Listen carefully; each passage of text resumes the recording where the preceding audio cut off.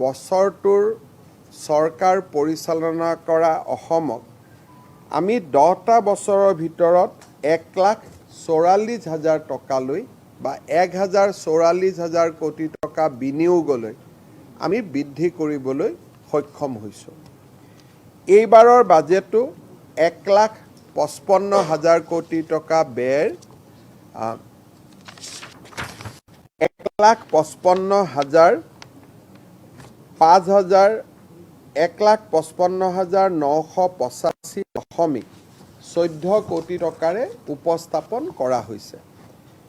যোৱাবাৰ বাজেট আমাৰ 1,68,391 কোটি টকা আছিল, কিন্তু যেতিয়া বছৰটোৰ শেষৰ ফালে এই বাজেট 1,66,000 কোটি টকা স্পৰ্শ কৰে। মই ভাবোঁ যে এইবাৰ 1,55,000 কোটি টকা আমি যি বাজেট দাখিল কৰিছোঁ, বছৰৰ শেষৰ ফাললৈ ই 1,75,000 কোটি টকা অতিক্ৰম কৰিব। এইবাৰৰ বাজেট বক্তৃতাত বিত্তমন্ত্ৰীগৰাকীয়ে এক উল্লেখযোগ্য এখন তালিকা দিছে। পৰিচালনা কৰাৰ ক্ষেত্ৰত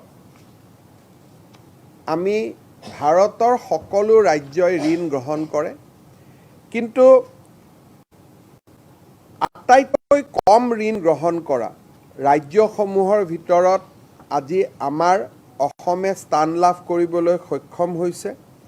পাঞ্জাৱ, হিমাচল, অৰুণাচল, মণিপুৰ, পশ্চিমবংগ, কেৰালা, ৰাজস্থান, মেঘালয়, বিহাৰ, অন্ধ্ৰপ্ৰদেশ, ছিকিম, মিজোৰাম, উত্তৰ প্ৰদেশ, ত্ৰিপুৰা, হাৰিয়ানা, তামিলনাডু, মধ্যপ্ৰদেশ এনেধৰণৰ ৰাজ্যবিলাকতকৈও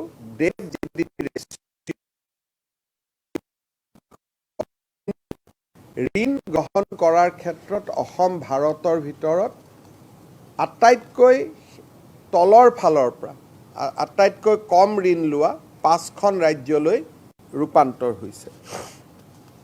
GDP গ্ৰোথৰ ক্ষেত্ৰত 2015 পিছত, অৰ্থাৎ আমি যদি গোটেই আমাৰ চৰকাৰে দায়িত্ব লোৱাৰ পৰা চাব যাওঁ, তেতিয়াহ'লে ৰাষ্ট্ৰীয় গড় বৃদ্ধিতকৈ অসমৰ গড় বৃদ্ধি প্ৰতিটো বছৰতে বেছি হৈ আছে। যোৱা বছৰত যিটো 23-24 চনত দেশ 10% বৃদ্ধি হৈছিলে, আমাৰ ৰাজ্য 19% আমি বৃদ্ধি হ'ব পাৰিছোঁ। অৰ্থাৎ ভাৰতবৰ্ষলৈ এখন মোৰ যিটো পলিটিকেল ফিলচফি যে অসম এখন ডিপেণ্ডেণ্ট ষ্টেট হ'ব নালাগে,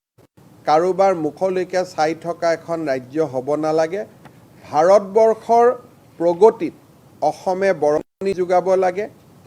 দেশৰ 10% গ্ৰোথৰ বিপৰীতে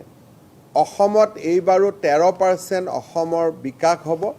অৰ্থাৎ এতিয়া আমি অসমক এখন নেট কণ্ট্ৰিবিউটিং ষ্টেট বুলি আমি ক'ব পাৰোঁ। এই বছৰটোত আমি কেইবাটাও মাইলৰ খুঁটি অতিক্ৰম কৰিব পাৰিছিলোঁ। বিত্তমন্ত্ৰীগৰাকীয়ে তাৰ বিষয়ে তেখেতৰ ভাষণত উল্লেখ কৰিছে। ইয়াৰ ভিতৰত মই এটা বিশেষ কথালৈ আগবঢ়াম, যিটো আমাৰ সাধাৰণতে আমি আলোচনা নকৰোঁ। আমাৰ অসমখনে এনে এখন ৰাজ্য, যিখন ৰাজ্যই ৰাজ্যৰ ভৱিষ্যতৰ বাবেও চিন্তা কৰি কাম কৰি আহিছে। বহু সময়ত আমাৰ চৰকাৰে ঋণ কিমান লয় তাৰ বিষয়ে আলোচনা কৰা হয়, কিন্তু অসমে লাহে লাহে আমাৰ যিটো সম্পদ, সেই সম্পদক আমি কি ধৰণে বৃদ্ধি কৰি আহিছোঁ, সেই বিষয়ে যিকোনো কাৰণতে আমাৰ যিসকলে ইকনমিক্স বা যিসকলে এই বিষয়বোৰ জানে, তেওঁলোকক আমি বহুত বেছি আলোচনা কৰা দেখা নাপাওঁ। মই এইবাৰৰ বাজেটত বিত্তমন্ত্ৰীগৰাকীক ধন্যবাদ জনাইছোঁ যে প্ৰথমবাৰৰ বাবে অসমৰ ষ্ট্ৰেংথ তাক তেখেতে বাজেটত উল্লেখ কৰিছে। আপোনালোকে ইংৰাজী বাজেটৰ 51 নম্বৰত যদি পৃষ্ঠাত চায়, তেতিয়াহ'লে তাত অসমৰ শক্তি বিত্তীয় শক্তি তেখেতে প্ৰদৰ্শন কৰিছে আজি আমাৰ ৰাজহুৱা খণ্ড উদ্যোগক যোৱা 10টা বছৰত ক্ৰমাগত ৰিফৰ্ম কৰাৰ কাৰণে এতিয়া আমাৰ ৰাজহুৱা খণ্ড যিবিলাক প্ৰতিষ্ঠান তাৰ পজিটিভ নেট ভেলু হৈছে গৈ 40,380 কোটি টকা তাৰমানে আজিৰ দিনত দা ভেলু অফ আৱাৰ PSUs আমাৰ বিভিন্ন ৰাজহুৱা খণ্ডৰ প্ৰতিষ্ঠান আছে তাৰ ইকনমিক বা তাৰ নেট ৱৰ্থ 40,000 crores বৃদ্ধি পাইছে নুমলীগড়ত কৰা আমাৰ বিনিয়োগ আজি যদি আমি বজাৰত বিক্ৰী কৰিব খুজো ইট উইল গিভ আছ 7,000 crores ইয়াৰ উপৰিও ৰিজাৰ্ভ বেংকত এই সময়ছোৱাত আমি আমাৰ ভৱিষ্যতৰ বিত্তীয় সুৰক্ষাৰ কাৰণে আমি জমা কৰি থৈছো 7,484 কোটি টকা আমি নিজে এটা বিত্তীয় ষ্টেবিলিটি ফাণ্ড এটা কৰিছো আমাৰ আইফাত তাত আমি জমা থৈছো 900 কোটি টকা আৰু মুখ্যমন্ত্ৰীৰ গ্ৰাম্য সাহায্য নিধিত আমি ভৱিষ্যত জমা কৰিছো 700 কোটি টকা অৰ্থাৎ অসমৰ যদি নেট ৱৰ্থ আজি ক'ব যায় আজি দিনটোত 40,000 46,000 লগত আমাৰ কিমানখিনি হয় তো আজি আমাৰ গোটেই অসমত 40 প্লাছ 17,000 আজি আমাৰ 60,000 crores আনুমানিক আমি এটা বিত্তীয় ষ্টেবিলিটি নিৰ্মাণ কৰিব পাৰিছো যিটো ভাৰতৰ কোনো ৰাজ্যই ভৱিষ্যতৰ কথা চিন্তা কৰা নাই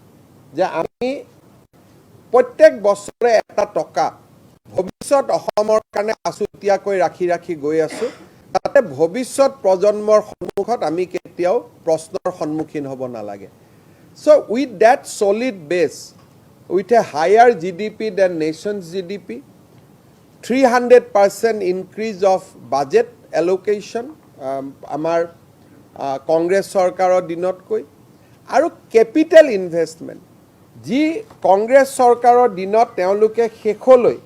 এটা বছৰত তেওঁলোকে কেপিটেল ইনভেষ্টমেণ্ট কৰিছিল 2,400 কোটি টকা আৰু 2,400 কোটি টকা 2,951 কোটি টকা তাৰ বিপৰীতে এইবাৰ আমি কেপিটেল ইনভেষ্টমেণ্ট কৰিছো প্ৰায় 25,000 crores তাৰমানে আমি প্ৰতিটো টকা এটা বছৰত অসমৰ দৰে ৰাজ্য এখনে 25,000 কোটি টকা অকৰ মূলধনী ব্যয় কৰিব পৰাটোৱে আমাৰ ৰাজ্যৰ বিত্তীয় ব্যৱস্থাৰ পজিটিভ যিটো এটা মোৰ দৃষ্টিত যে one of the best manage fiscally prudent state তাক আজি প্ৰমাণ কৰিছে ভাৰত চৰকাৰে আমাক ডেট জিডিপি ৰেচিঅ' 32%লৈকে অনুমোদন কৰি থৈছে উই আৰ মেইনটেইনিং ইট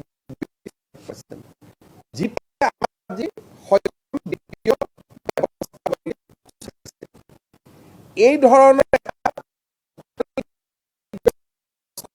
ৰাখি এইবাৰ বিত্তমন্ত্ৰী ঘোষণা কৰিছে অৰুণোদয় আঁচনি প্ৰায় 37 লাখ হিতাধিকাৰীলৈ বৃদ্ধি পাব আৰু আমি ইমানো চিন্তা কৰিছো যে যিহেতু নিৰ্বাচন ফেব্ৰুৱাৰী মাহত হ'ব ঘোষণা মাৰ্চ এপ্ৰিল মে অৰুণোদয় পাব নাপাব মানুহৰ মাজত সংশয়ো হ'ব পাৰে যদি নিৰ্বাচনী আয়োগে নিৰ্বাচনৰ সময়ত আমাক অৰুণোদয় দিবলৈ অনুমতি নিদিয়ে তেতিয়ালে আমি ফেব্ৰুৱাৰী মাহতে যাতে আগতীয়াকৈ 4 মাহৰ অৰুণোদয় দিব পাৰো তাৰো ব্যৱস্থা এই বাজেটত আমি ৰাখিছো যদি আমাক অনুমতি দিয়ে প্ৰত্যেক মাহত দি যাব আমি নিৰন্তৰভাৱে দি যাম কিন্তু যদি আমাক অনুমতি নিদিয়ে যে এটো পলিটিক্যাল স্কিম আপোনালোকে দিব নোৱাৰে তেতিয়াহলে আমি ফেব্ৰুৱাৰী মাহতে অৰ্থাৎ মে এপ্ৰিল মাৰ্চ ফেব্ৰুৱাৰী 4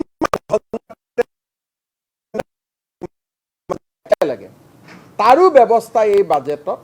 আমি ৰাখিব পাৰিছো তা এই কথাবিলাকে বুজাই যে অসম বিত্তীয়ভাৱে মুখ্যমন্ত্ৰীৰ আসনৰ পৰা মই অসমৰ আত্মসহায়ক গ্ৰুপৰ সদস্যসকলক প্ৰতিশ্ৰুতি দিছিলোঁ যে আপোনালোকক আমি উদ্যমিতাৰ বাবে নতুন নতুন আপোনালোকে যাতে সৰু সৰু ঘৰতে থাকি মৌ পালন হেণ্ডলুম এই কামবিলাক কৰিব পাৰে প্ৰথমে 10,000 পিছত আমি 25,000 টকাকৈ আগবঢ়াম 1 এপ্ৰিলৰ পৰা বিহালীত আমি অসমৰ 30 লাখ মহিলাক 10,000 টকা কৰি দিয়াৰ মুখ্যমন্ত্ৰীৰ মহিলা উদ্যমিতা আঁচনিৰ আমি আৰম্ভণি কৰিম মুখ্যমন্ত্ৰীৰ নিযুত মইনা আঁচনি যোৱা বছৰতকৈ এইবাৰ হিতাধিকাৰী প্ৰায় দুগুণতকৈ বেছি বৃদ্ধি হ'ব কাৰণ বিশ্ববিদ্যালয়বিলাকত কলেজবিলাকত একাংশ ছাত্ৰ ছাত্ৰী পঢ়ে তেওঁলোকে সেলফ ফাইনেন্স স্কিমত পঢ়ে আগতে তেওঁলোক এই স্কিমৰ অন্তৰ্ভুক্ত নাছিল এইবাৰ আমি তেওঁলোকক এই স্কিমৰ অন্তৰ্ভুক্ত কৰিছোঁ 2006 চনৰ আগত প্ৰতিষ্ঠা হোৱা সমূহ বিদ্যালয়ক এইবাৰ আমি প্ৰাদেশিকৰণৰ প্ৰতিশ্ৰুতি দিছোঁ তাৰ লগতে 6 শিডিউল এৰিয়া আৰু শৈক্ষিকভাৱে পিছপৰা অঞ্চলত আমি কিছু কনসেশন কোৱালিফিকেশনৰ পৰা নাম্বাৰ অফ ষ্টুডেণ্ট যিমানবিলাক আগৰ আইনত কোৱালিফিকেশন আছিল ইয়াত আমি শিথিলতা দিবৰ কাৰণে সিদ্ধান্ত গ্ৰহণ কৰিছোঁ মুখ্যমন্ত্ৰী জীৱন প্ৰেৰণা এটা নতুন স্কিম অসমত যেতিয়া এজন ল'ৰাই গ্ৰেজুৱেট পাছ কৰে দেউতাক মাকে ল'ৰাজনক পইচা দিয়া বন্ধ কৰি দিয়ে যে তুমিতো এটা গ্ৰেজুৱেট পাছ কৰিলা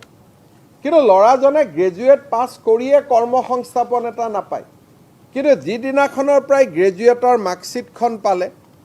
ল'ৰা ছোৱালীয়ে দেউতাক মাকক পইচা খুজিবৰ কাৰণে বেয়া পায় আমি তেনে সকলো ছাত্ৰ ছাত্ৰী যদিহে নিযুত মইনাৰ তেওঁ হিতাধিকাৰী নহয় দুটা পইচা দিয়াৰ কোনো মিনিং নাই আমি গ্ৰেজুৱেট অসমৰ পৰা যোন ল'ৰাই গ্ৰেজুৱেট পাছ কৰিব তাক আমি 12 মাহৰ কাৰণে 2500 টকাকৈ আমি এটা স্কলাৰশ্বিপ দিম আৰু কোনোবা এজন ল'ৰাই যদি কয় মই যে দিল্লীত আইএছৰ পৰীক্ষা দিব কোচিং কৰিব খুজিছোঁ বোলে মই কৰবাত মেনেজমেণ্টৰ পৰীক্ষা দিব যাব খুজিছোঁ তেওঁ যদি আবেদন কৰে যে মোক 2500কৈ মাহত নালাগে একেলগে 25,000 টকা লাগে আমি 25,000 টকা এটা একেলগে আমি দি দিম নিযুত মইনা আঁচনি পিজি লৈকে আছিল কিন্তু ৰিসাৰ্চ স্কলাৰ আমাৰ ইউনিভাৰ্সিটিত বহুত ল'ৰা ছোৱালী আছে তেওঁলোকৰ খৰচো বেছি এইবাৰ আমি ৰিসাৰ্চ স্কলাৰ সকলকো 25,000 টকাকৈ দিয়াৰ বাবে আমি সিদ্ধান্ত গ্ৰহণ কৰিছোঁ দিব্যাংগ হলে তেওঁলোকে 50,000 টকা পাব ইয়াৰ উপৰিও মুখ্যমন্ত্ৰীৰ আত্মনিৰ্ভৰ অভিযান আমি 1 লাখ টকাকৈ 25,000 যুৱক যুৱতীক দিছিলোঁ এইবাৰ অক্টোবৰক আমি তেওঁলোকক সেকেন্ড ইনষ্টলমেন্টটো দিম যিসকলে বাইক টাইক কিনি ললে তেওঁলোকে নাপাব যিসকলে সফল ব্যৱসায় কৰিছে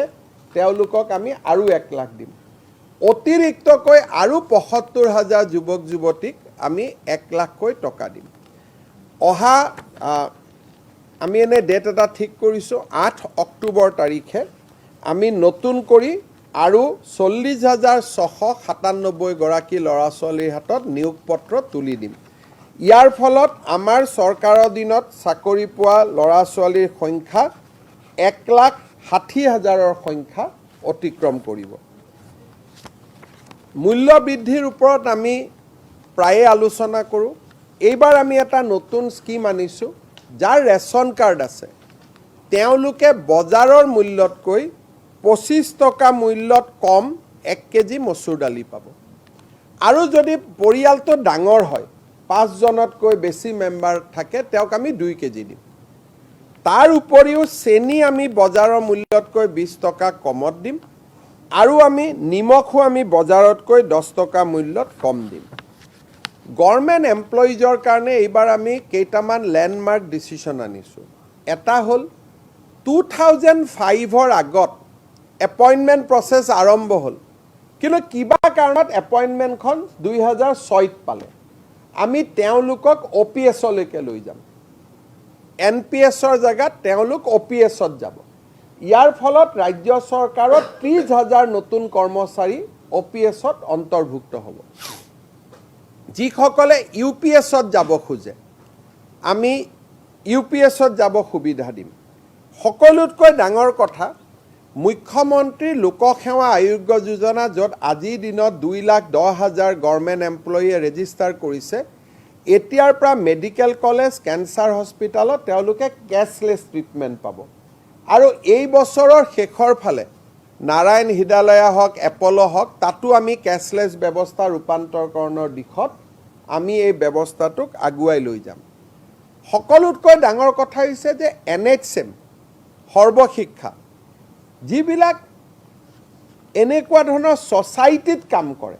চৰকাৰী কৰ্মচাৰী নহয় তেওঁলোককো এইবাৰ আমি মেডিকেল ৰিইম্বাৰ্চমেণ্টৰ সুবিধা কৰিম NHM SSA ইয়াত কাম কৰা কৰ্মচাৰীসকলেও এতিয়াৰ পৰা 100% মেডিকেল ৰিইম্বাৰ্চমেণ্ট পাব এইটো এটা বহুত ডাঙৰ সুবিধা তেওঁলোকৰ কাৰণে আমি আগবঢ়াইছোঁ অংগনবাদী আশা কৰ্মী মিড ডে মিল ৱৰ্কাৰৰো দৰমহা আমি বৃদ্ধি কৰিম ফিক্স পেড যিবিলাক মানুহে কাম কৰে অসম গভৰ্ণমেণ্টত তেওঁলোকে হাউচ ৰেণ্ট এলাউন্স নাপায়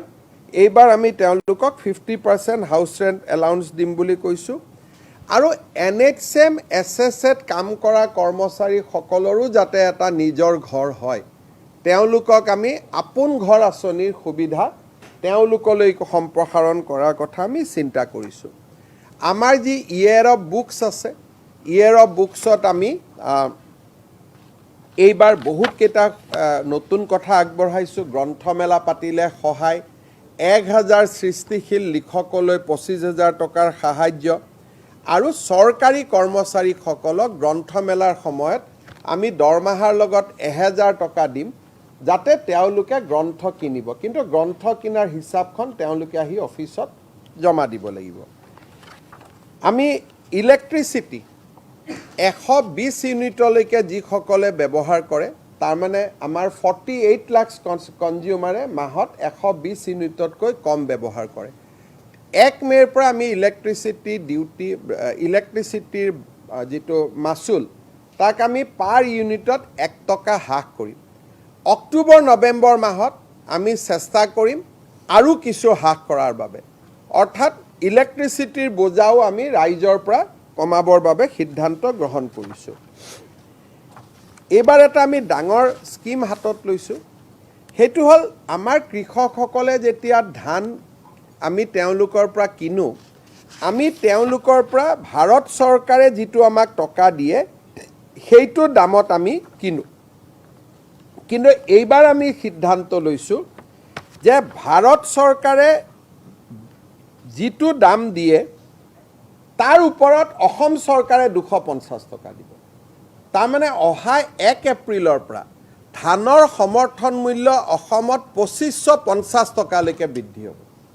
2021 চনত এই মূল্য 600 টকা আছিল 600ৰ পৰা 2550 টকালৈকে বৃদ্ধি হ'ব সৰিয়হ যদি বিক্ৰী কৰে ভাৰত চৰকাৰে 5,900 টকা দিয়ে আমি 500 টকা লগত দিম তাত 6,500 টকালৈকে ই বৃদ্ধি পাব 6,450 আৰু অহা ভৱিষ্যতে আমি আৰু এটা ঠিক কৰিছোঁ যে জিলাবিলাকত আমি একোটা FPO নিৰ্মাণ কৰিম তেওঁলোকক আমি টকা দিম তেলটো ভাৰত চৰকাৰক বা নাফেডক বিক্ৰী কৰাতকৈ আমাৰ নিজৰ ডিষ্ট্ৰিক্টতে তেলটো বনাই আগত যেনেকৈ তৃপ্তি বনস্পতি আছিল তেনেকুৱা খাটি ঘানিত পেৰা তেলৰ আমি এটা ব্ৰেণ্ড নিৰ্মাণ কৰিব খুজিছোঁ অসমৰ বহুত আজিও আমাৰ জহা চাউল শিৱসাগৰৰ পৰা ভিয়েটনামলৈকে গৈছে আমাৰ FPO বিলাকে এই কাম কৰি আছে অসমৰ 500 FPOক আমি 10 লাখ টকা কৰি একোটাকৈ আৰ্থিক অনুদান আগবঢ়াম ডিব্ৰুগড়ত অসম বিধানসভাৰ নিৰ্মাণ দৰঙত মেডিকেল কলেজ নিৰ্মাণ কেইবাটাও আন্তঃগাঁথনিমূলক আঁচনিও আমি ইয়াতে সন্নিৱিষ্ট কৰিছোঁ দুটা খুব ভাল লগা আঁচনি ইয়াত আহিছে বন্য জীৱ জন্তুৱে যাতে বিদ্যুৎ পৰিবাহিত লাইনত খুন্দা খাই মৃত্যুবৰণ নকৰে তাৰ কাৰণে এইবাৰ আমি ইনচুলেটৰ লগাম আৰু ই বহুত বন্য জীৱ জন্তুৰ জীৱন ৰক্ষা কৰিব হাতীয়ে যাতে প্ৰকৃত খাদ্য পায় তাৰ কাৰণে আমি নেপিয়াৰ গ্ৰাছ লগাম যাতে হাতীয়েও খাব পাৰে তাৰ পৰা কম্প্ৰেছ বায়োগেছো ওলাব পাৰে ৰিলায়েন্সৰ লগত আমি আমাৰ MOU হৈছিল ইনভেষ্টমেণ্ট সামিটৰ সময়ত চৰকাৰেও প্ৰচেষ্টা ল'ব আৰু ৰিলায়েন্সকো আমি কাৰ্বি আলং বা আন জাগাত য'ত আমাৰ মাটি আছে আমি নেপিয়াৰ গেছ কৰিবৰ কাৰণে আগবঢ়াম যাতে আমি বায়' ৰিফাইনেৰী অসমত বনাব পাৰোঁ তেওঁলোকৰ লগত যিটো আমাৰ MOU হৈছিলে কাজিৰঙাত যিমান পুৰণা গাড়ী আছে লোন আৰু ৰাজসাহাৰ্যৰে আমি গোটেইবিলাক গাড়ী ইভিলৈ ৰূপান্তৰ কৰিব খুজিছোঁ যাতে কাজিৰঙাত বিদেশী পৰ্যটকসকল আহিলে আমি বহুতখিনি তেওঁলোকক সুবিধা দিব পাৰোঁ বিপ্লৱ শৰ্মা কমিটিৰ ৰিপৰ্টৰ ওপৰত আমি আলোচনা কৰিছোঁ তিনিটা কথাৰে মই সামৰণি মাৰিম এপ্ৰিল মাহৰ পৰা অসমৰ চৰকাৰী যিকোনো নটিফিকেশ্যন ইংৰাজীৰ লগতে অসমীয়া ভাষাটো আমি প্ৰকাশ কৰিম লাহে লাহে এপ্ৰিলৰ পৰা ই গতি ল'ব 3 মাহ সময় লাগিব ছেপ্টেম্বৰ মাহত আমি এছেম্বলিত এখন আইন আনিম যে অসমৰ বহুকেইটা ৰাজহ খণ্ডত অকল খিলঞ্জীয়া মানুহে মাটি কিনা বেচা কৰিব পাৰিব আৰু এখন আমি ইয়াতে সিদ্ধান্ত আনিছোঁ ইণ্টাৰ ৰিলিজিয়ন লেণ্ড ট্ৰান্সফাৰ চৰকাৰ বা মুখ্যমন্ত্ৰীৰ অনুমোদনতহে হ'ব পাৰিব হিন্দুৱে মুছলমানক মাটি বিক্ৰী কৰা মুছলমানে হিন্দুক মাটি বিক্ৰী কৰা এইটো চৰকাৰ বা মুখ্যমন্ত্ৰীৰ অনুমোদনতহে হ'ব পাৰিব তাৰ বিষয়েও বাজেটত আমি কৈছোঁ এটা সৰু কথা কিন্তু বহুতখিনি সুবিধা হ'ব কেতিয়াবা ঘৰতে সৰু মিঠাতেলৰ ঘানি মিল এটা বহাবৰ কাৰণেও আমাৰ ল'ৰা ছোৱালী ৰেভিনিউ ডিপাৰ্টমেণ্টত অহা যোৱা কৰি থাকিব লাগে লেণ্ড ক্লাছিফিকেশ্যন চেঞ্জৰ কাৰণে সেইকাৰণে ক্ষুদ্ৰ উদ্যোগীসকলক এইবাৰ আমি কৈছোঁ তোমালোকে মাত্ৰ ফিজটো জমা দি দিবা land transfer will became automatic তেনেকৈ অইল ইণ্ডিয়া লিমিটেডেও খেতিৰ মাটিত তেল উলিয়াই আছে তেওঁলোককো আমি কৈছোঁ যে আপোনালোকে পইচাটো জমা দিলেই মাটিটো কমাৰ্চিয়েল হৈ যাব কিন্তু খেতিৰ মাটিত আপোনালোকে তেল উলিয়াই থাকিব নালাগে সেইধৰণে যদি কোনোবাই সোলাৰ কৰিব খোজে নিজৰ ঘৰৰ মাটিত তাৰো আমি অট'মেটিক তেওঁলোকক লেণ্ড ট্ৰান্সফাৰৰ অনুমতি দিম বিপ্লৱ শৰ্মা কমিটি আয়োগৰ পৰামৰ্শ মতে সত্ৰ আয়োগ গঠন কৰা হ'ব সত্ৰ আয়োগ ষ্টেটুটৰী হ'ব আসাম ৰেভিনিউ বোৰ্ডৰ সম্পূৰ্ণ পাৱাৰ থাকিব ডিচিসকলে সত্ৰৰ মাটিৰ ক্ষেত্ৰত DCs will be subordinate to the Satra আয়োগ অৰ্থাৎ ডিচিসকলে সত্ৰৰ মাটিৰ ক্ষেত্ৰত সত্ৰ আয়োগৰ অধীনতহে কাম কৰিব পাৰিব নিজা সিদ্ধান্ত ল'ব নোৱাৰিব সত্ৰ বোৰ্ডখনে অসমীয়াত আয়োগো হ'ব পাৰে তাৰপিছত ইয়াত আৰু এটা সিদ্ধান্ত লোৱা হৈছে যে চৰ অঞ্চলৰ মাটি জৰীপ কৰাৰ সিদ্ধান্ত লোৱা হৈছে আবলটনৰ সিদ্ধান্ত লোৱা নাই জৰীপ কৰাৰ সিদ্ধান্ত লোৱা হৈছে চৰ অঞ্চলৰ মাটি জৰীপ কৰিলে গভৰ্ণমেণ্টৰ লেণ্ড বেংক বহুত বৃদ্ধি পাব নেপিয়াৰ ধৰণৰ গ্ৰাছৰ যিবোৰ আমি কথা কৈছোঁ আমি বহুতবিলাক কাম কৰিব পাৰিম কাৰণ আজি বহু মাটি কোনো হিচাপ নোহোৱাকৈ একাংশ মানুহৰ হাতত আছে মেজৰ এনাউন্সমেণ্টত মই 6-7টা কথা আপোনালোকক ক'ব খুজিছোঁ মেডিকেল কলেজত যি নতুন ল'ৰা ছোৱালী আহিব তেওঁলোকক এইবাৰ আমি নাৰ্ছিং হোমৰ পৰিৱৰ্তে মেডিকেল কলেজতে ৰাখিব খুজিছোঁ গাড়ী লোনো দিম ঘৰৰ লোনো দিম প্ৰফেচাৰখিনিক পোষ্ট নাথাকিলেও আমি প্ৰমোশ্যন দিয়াৰ ব্যৱস্থা কৰিম তেওঁলোকক নেশ্যনেল আৰু ইণ্টাৰনেশ্যনেল ছেমিনাৰত আমি যোৱাৰ ব্যৱস্থা কৰি দিম দুটা মেজৰ এনাউন্সমেণ্ট আমি অসমত বৰ্তমান গোটেই ভাৰতত কেঞ্চাৰ ট্ৰিটমেণ্টৰ প্ৰটন থেৰাপি মেচিন এপ'ল' হস্পিটেলত আছে আৰু বোম্বাই টাটা মেমৰিয়েলত আছে গভৰ্ণমেণ্ট ছেক্টৰত ভাৰতৰ ভিতৰতে প্ৰথম proton therapy proton beam therapy will come to Guwahati second অসমে নিজা এটা উপগ্ৰহ লঞ্চ কৰিব we are going to launch a satellite in association with ISRO' এই ছেটেলাইটটো ভাৰত বা পৃথিৱীত ঘূৰি নাথাকে ছেটেলাইট আমি বহুত দেখিছোঁ কিন্তু এই ছেটেলাইট যিহেতু এটা নিৰ্দিষ্ট গতিপথত ঘূৰি থাকে অসমত সি নাথাকে কিন্তু অসমৰ আকাশত যদি আমাৰ এটা ছেটেলাইট এনি টাইম উৰি থাকে বাংলাদেশী এজন আহিলেও ছেটেলাইটটোৱে আমাক ক'ব পাৰিব ব্ৰহ্মপুত্ৰৰ বানপানীৰ বিষয়ে অৰুণাচলত পানী থাকোঁতে আমাক ক'ব পাৰিব আৰু এই ছেটেলাইটটো যদি আমি পাওঁ তেতিয়াহ'লে খেতিৰ ওপৰত বতৰ কেনেকুৱা হ'ব 3 মাহ আগতে আমাক ক'ব পাৰিব So Assam will be the first state in our country to have our own satellites. Finally, আমি আৰু দুটা নতুন কাম কৰিব খুজিছোঁ যিটো আগত কৰ্ণাটকে এনাউন্স কৰিছে নেটফ্লিক্স দেখিছে কিন্তু নেটফ্লিক্সৰ দৰে আমি অসমৰ এটা OTT প্লেটফৰ্ম বনাব খুজিছোঁ যাতে ভূপেন হাজৰিকা, জয়ন্ত হাজৰিকা, ডক্টৰ বেজবৰুৱাৰ পৰা আৰম্ভ কৰি অসমৰ সকলো সাংস্কৃতিক সম্পদ এই OTT প্লেটফৰ্মত আমি সংৰক্ষণ কৰিব পাৰোঁ। Assam will be the first state or may be second, কাৰণ কৰ্ণাটকে এনাউন্স কৰিছে, আমিও এনাউন্স কৰিছোঁ, কোন আগত কৰিব পাৰে নাজানো, কিন্তু Assam will be the one of the first state to have our on OTT platform, যাতে আমি অসমৰ কলা সংস্কৃতিক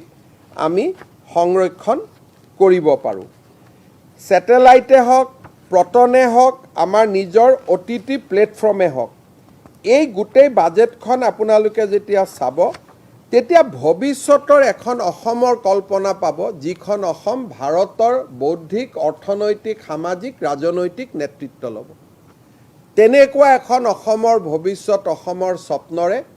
আমি এইবাৰৰ বাজেটখন আপোনালোকৰ মাজলৈ লৈ আহিছোঁ। বিত্তমন্ত্ৰী অজন্তা নেওগ ডাঙৰীয়ানীক ধন্যবাদ জনাইছোঁ। কোনো নতুন টেক্স নাই, বৰঞ্চ চাহ উদ্যোগক কেঁচা পাতৰ ওপৰত যি কৰ আৰোপণ কৰা হয় তাক আমি 2 বছৰৰ কাৰণে ৰেহাই দিছোঁ। মাহত 15,000 টকালৈকে উপাৰ্জন কৰা সকলো ব্যক্তিক আমি প্ৰফেশ্যনেল টেক্সৰ পৰা ৰেহাই দিছোঁ। এতিয়া দোকান পোহাৰত কাম কৰা আমাৰ কৰ্মচাৰীসকলে প্ৰফেশ্যনেল টেক্স দিব নালাগিব, কাৰণ সকলোৰে দৰমহা প্ৰায় 15,000ৰ তলত, তাৰো সুবিধা পাব। প্ৰাদেশিকৰণসকলৰ লগতে গাঁওবুঢ়াৰ দৰমহা বৃদ্ধি, আমাৰ আশা অংগনবাদী দৰমহা বৃদ্ধি, তাৰ লগত বাণীকান্ত কাকতি কম্পিউটাৰ লিটাৰেচিত কাম কৰা লোকসকলৰ প্ৰতিও দৰমহা বৃদ্ধি, 60 বছৰলৈকে চাকৰি, ফুল মেডিকেল ৰিইম্বাৰ্চমেণ্ট, আমি ৰাইজে ভোগ কৰি থকা বহুতবোৰ সমস্যা, কৰ্মচাৰীসকলৰ OPSৰ সমস্যা, বহুতবোৰ সমস্যা আমি এই বাজেটৰ জৰিয়তে দূৰ কৰাৰ বাবে প্ৰচেষ্টা কৰিছোঁ। এখন নতুন অসমৰ সপোনেৰে অত্যন্ত শক্তিশালী বাজেট এখন আগবঢ়োৱাৰ বাবে নিৰ্বাচনৰ বছৰতো আমি আমাৰ লক্ষ্যৰ পৰা বিচলিত নহয় দূৰলৈকে চিন্তা কৰিব পৰা এখন বাজেট উপস্থাপন কৰাৰ বাবে মই বিত্তমন্ত্ৰী অজন্তা নেওগ ডাঙৰীয়ানীক আকৌ এবাৰ ধন্যবাদ জনাইছোঁ।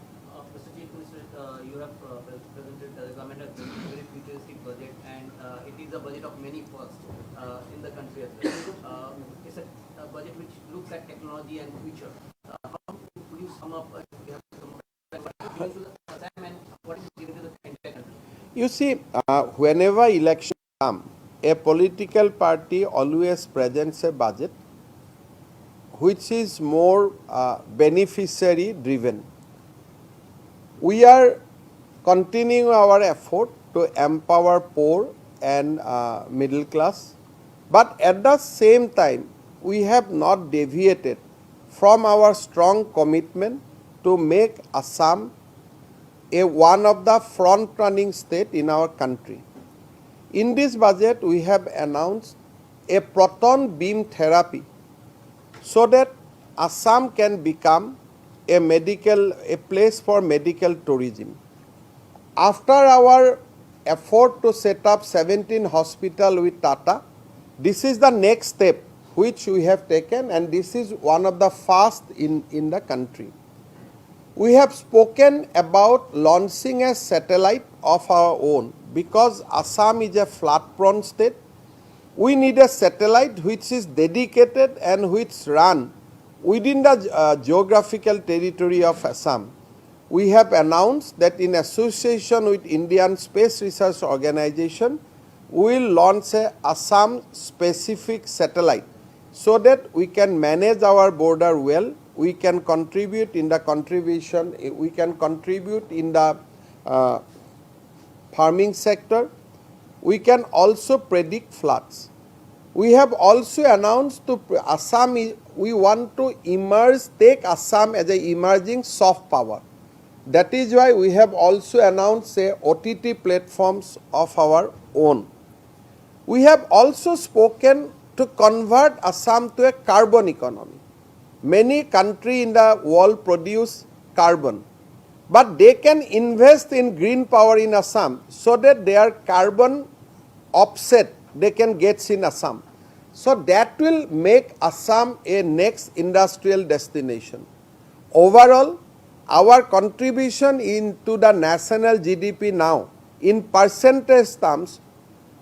over and above the national GDP. If nation's GDP is growing at 9%, Assam is growing at 13%.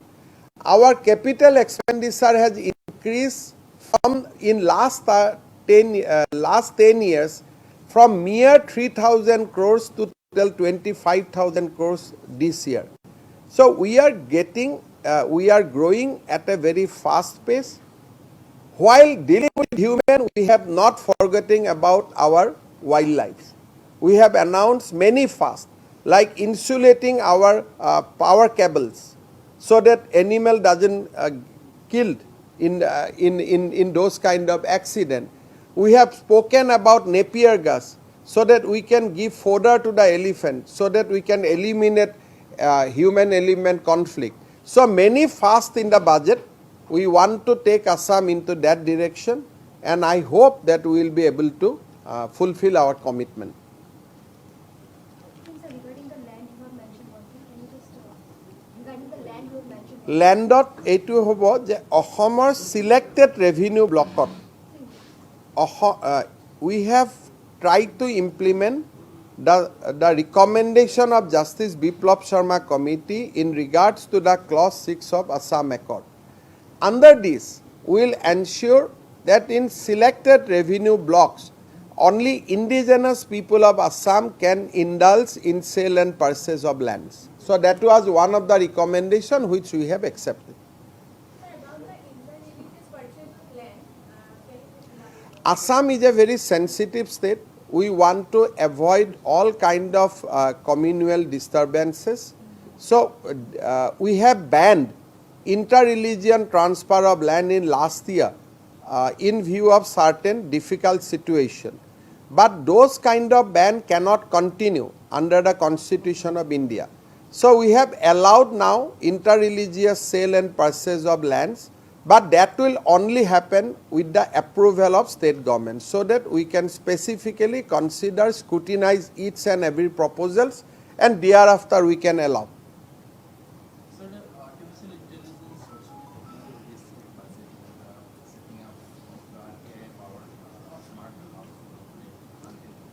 Yes, we want to create 100 villages which will be AI powered, drone technology.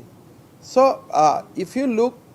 we are talking about carbon neutral economy. We have taken about AI neutral, AI driven smart village. We have spoken about bamboo city, that in Guwahati here from onwards, whoever construct any building, they have to have 5% component of bamboo. So we are bringing many fast,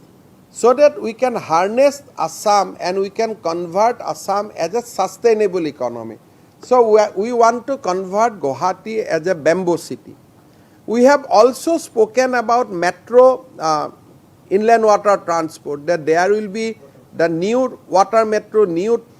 terminal we are doing at Sukleshwar. From there, through water metro, we will be able to go to the airport. We are also will now engage a consultant to connect Guwahati airport from Khanapara veterinary field through the ropeway. So Varanasi has already done that project. We want to follow that. So you will see many fast. So tomorrow I am going to speak in assembly, then I will be able to throw many lights. But there are many things. The main point that in spite of election, our budget shows that how much confident we are. So this budget is reflections of our confidence, our emergence into the national scenario. In a way, this budget reflects resurgence of Assam. You have also said that the land in SAR areas will be surveyed. So are you also trying to free it from the classes of that is not the commitment. What we have said, that so far the SAR area lands has been actually controlled by the Matabbars. Poor and downtrodden people doesn't have any land rights. So there are two kind of situation will emerge. Once you settle the SAR area, there will be, even if you decide that you will give poor and downtrodden land as per the land policy, there will be a huge surplus of land banks. So that can be utilized for green economy. You can put solar, you can create Napier, so lots more opportunity will emerge. You can adopt modern cultivation, many things. So our idea is to ensure social justice, give the land to poor and downtrodden, but 2/3 of the soar area lands will be released for future government activities. So, but while doing so, our commitment is now only for survey. On settlement, we will speak to All Assam Students Union, Assam Sahitya Sabha, we will take everybody into confidence. So, today we are not discussing about settlement, we are discussing only about survey and future possibility which we have never unlocked. So, আমি আপোনালোকে জানে যে যেটো কৃত্ৰিম উপগ্ৰহ আকাশলৈ নিক্ষেপ কৰা হয় সেই কৃত্ৰিম উপগ্ৰহবিলাক সমগ্ৰ বিশ্বত তেওঁলোকে ঘূৰি থাকে বা ভাৰতত ঘূৰি থাকে গতিকে সৌৰজগতত যেনেকৈ গ্ৰহ উপগ্ৰহই বিৱৰ্তন কৰি থাকে কৃত্ৰিম উপগ্ৰহ এটাইও তেওঁক দিয়া নিৰ্দিষ্ট গতিত তেওঁ বিৱৰ্তন কৰি থাকে সেইকাৰণে অসমত যদি আমি স্যাটেলাইট ডাটা এটা বিচাৰোঁ যেনেকৈ মই আপোনালোকে ক'লোঁ যে উমৰাংচুত মাজত কয়লা দুৰ্ঘটনা হ'ল আপোনালোকে আমাক কৈ আছে মই এটা বিধানসভাত ৰিপ্লাই দিম এই গোটেই ৰেড হোল মাইনিংবিলাক ক্ৰিয়েট কৰা হৈছিল কংগ্ৰেছ চৰকাৰৰ দিনত কিন্তু এই ডেটাটো পাওঁতে মোক কিমান দিন লাগিলে 45 ডেজ কাৰণ মোৰ কোনো স্যাটেলাইট নাই বেলেগ স্যাটেলাইটক বিচাৰি বিচাৰি আমি উলিয়াব লাগে যে সেই সময়ত কোনটো স্যাটেলাইট উমৰাংচুৰ ওপৰত আছিল যেটো স্যাটেলাইট উমৰাংচুৰ ওপৰত আছিল তাৰ পৰাহে মই ডাটাখিনি পাম যে এই এক্সিডেন্ট হোৱা দিনটোত আকাশৰ ওপৰত সেই দিনটোত কোনটো স্যাটেলাইট আছিল যদি এটাও স্যাটেলাইট নাছিল আমি একো ডেটা নাপাম সেই কাৰণে আমাৰ নিজৰ ভৌগোলিক সীমাবদ্ধতাৰ ভিতৰত আমাৰ যদি এটা স্যাটেলাইট থাকে প্ৰতিদিনে যদি স্যাটেলাইটটো কৰিমগঞ্জৰ ফালে গৈ থাকে শ্ৰীভূমিৰ ফালে যায় মানকাছাৰৰ ফালে যায় বিদেশী আহিলে আপুনি গম পাব যদি প্ৰতিদিনাই স্যাটেলাইটটো ঘূৰি ফুৰে বানপানী অহাৰ আগতে নদীত অৰুণাচলত নদীৰ পানীটো স্যাটেলাইটে বহুত দিন আগতে দেখা পাব সেই কাৰণে আমি অসমৰ এটা নিজৰ কৃত্ৰিম উপগ্ৰহ এটা আমি লঞ্চ কৰিব খুজিছো ইছৰোৰ লগত কথা পাতি প্ৰাৰম্ভিক আলোচনা হৈছে কিন্তু বাজেটত যেহেতু ইট উইল কষ্ট এৰাউণ্ড 450 to 500 crores আমি বাজেট প্ৰভিজন কৰিছো আৰু এই বছৰত আমি সেই দিশত আগুৱাই যাম